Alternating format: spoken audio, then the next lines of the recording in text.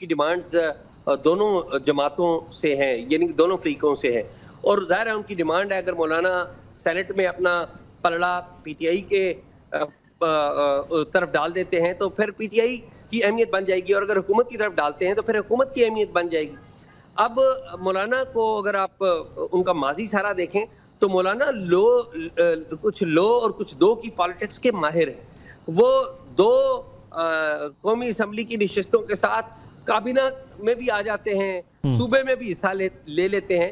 یہاں پر مولانا صاحب جو ہیں ان کو ایک بات وہ بڑی اہم لگتی ہے، وہ یہ ہے ان کے بیٹے کی پالیٹکس۔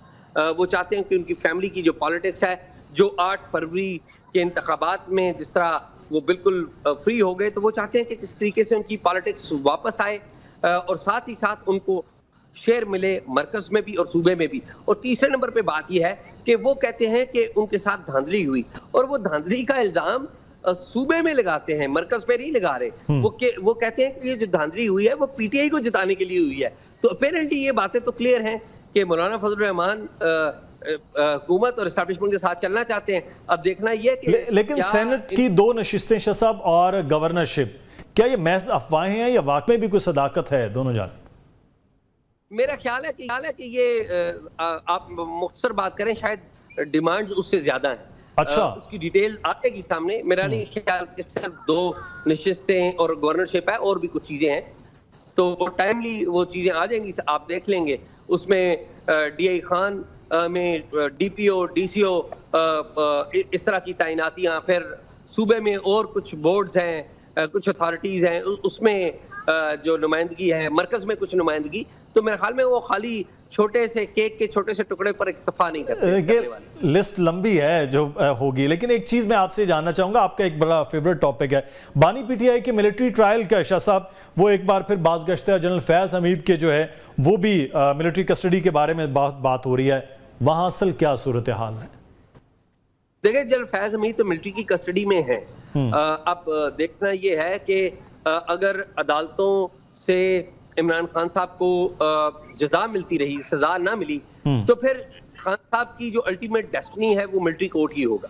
اچھا، ملٹری کورٹ کے بغیر معاملات نہیں ہیں۔ اگر یہ ہوتا ہے تو پھر تو معاملات بہت زیادہ سنجیدہ ہو جائیں گے۔ وہ جو مذاکرات کی ہم پہلے بات کر رہے تھے، ممکنات کی اور ضروریات کی، پھر تو بالکل نہ ہونے کے برابر رہ جائیں گی۔ شاہ صاحب دیکھیے مدثر، یہ ساری چیزیں ایک دوسرے سے جڑی ہوئی ہیں۔ جب آپ سی پی ایمز پر عمل درآمد خان صاحب کریں گے، اور خان صاحب تیار ہیں، خان صاحب چاہتے ہیں کہ صرف ان سے بات کی جائے، باقی لوگوں سے بات نہ کی جائے، ان سے بات کی جائے، اور وہ بات کرنے کے لیے تیار ہے۔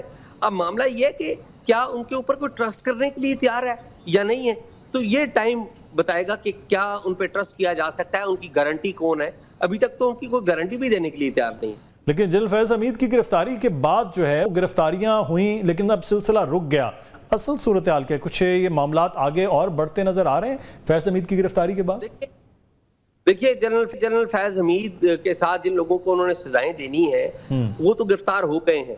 اب تو ملٹری ٹرائل کے باضابطہ طور پر آگے بڑھنے اور پھر اس کے حتمی اعلان کا انتظار ہے۔ تقریباً 2 سے 2.5 ماہ لگیں گے ملٹری ٹرائل ختم ہونے کا۔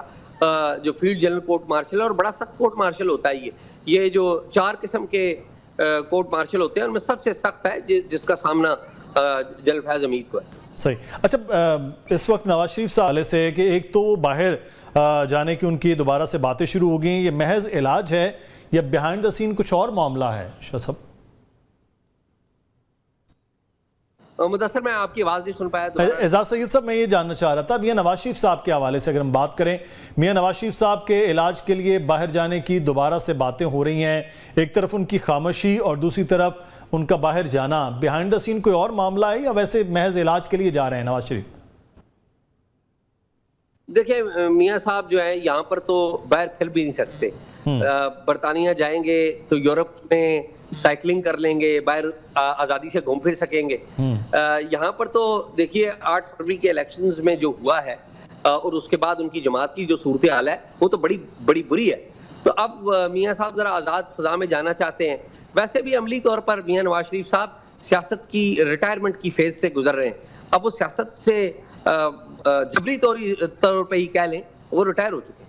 نہیں تو ریٹائرمنٹ خود ان کی اپنی آپ سمجھتے ہیں جب کیونکہ وہ تو اس بار بھی وزیر اعظم کے لیے امیدوار تھے، تو کیا یہ جبری ریٹائرمنٹ ان کی ذات خود ہے یا وہ پارٹی کے اندر سے یہ معاملات ہیں؟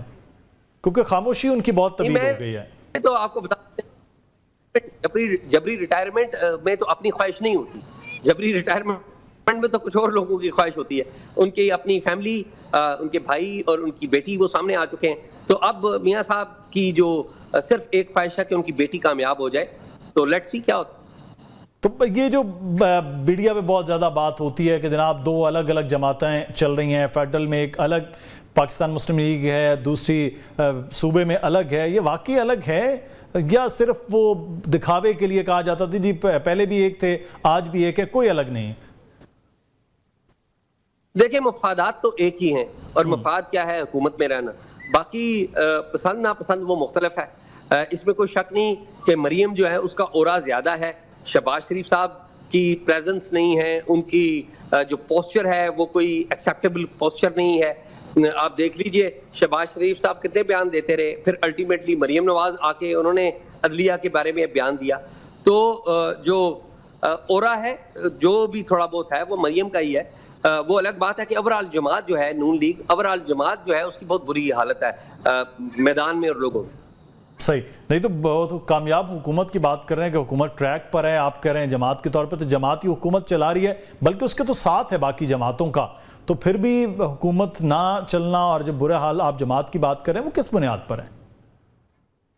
دیکھیے بات یہ ہے کہ حکومت چلتی ہے اسرٹ کرنے سے، کانفیڈنس کے ساتھ، لیڈرشپ کا کانفیڈنس ہوتا ہے، لیکن 8 فروری کے جو نتائج ہیں اس میں وہ ایک لیجیٹیمیسی کا فیکٹر آ گیا ہوا ہے، تو جب آپ کی لیجیٹیمیسی انڈر کوسچن ہو تو آپ کا کانفیڈنس نہیں رہتا، جب آپ کا کانفیڈنس نہیں رہتا تو آپ کی ڈیسیشنز نہیں لے پاتے، اور اگر لیتے بھی ہیں تو آپ کہیں کسی اور طرف دیکھتے ہیں، تو یہ ایشو ہے اور اسی ایشو کا سامنا ہے۔ شاہ صاحب عدلیہ کا معاملہ اس وقت خاصا گرم ہے کہ عدلیہ کی تعطیلات جو ہے اس کے ختم ہونے کے بعد فوری طور پر سپتمبر کا پہلا ویک ہوگا، تو کوئی ایک تو قانون سازی کی بات ہو رہی ہے، دوسری جانب یہ سیاسی منظرنامہ عدلیہ کی جانب بہت ہے، تو کیا کوئی تبدیلی ممکن ہے جس کی بازگشت ہو رہی یا امیدیں کچھ لوگوں نے لگا رکھی ہیں؟